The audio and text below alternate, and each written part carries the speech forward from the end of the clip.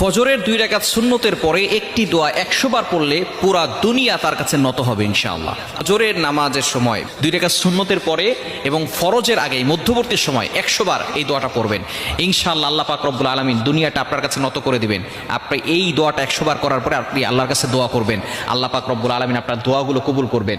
যত ধরনের কষ্ট আছে, দুঃখ আছে, সব আকাঙ্ক্ষাগুলো আপনি আল্লাহর কাছে বলবেন, দেখবেন আল্লাহ তাআলা সব কিছু আপনার জন্য সহজ করে দিবেন। কিভাবে আমলটি করবেন? প্রথমে 11 বার দুরূদ শরীফ পড়বেন। দুরূদ শরীফ হচ্ছে আল্লাহুম্মা সাল্লি আলা মুহাম্মদ, যেটা দুরূদ ইব্রাহিম আছে, এই দুরূদটা পড়বেন।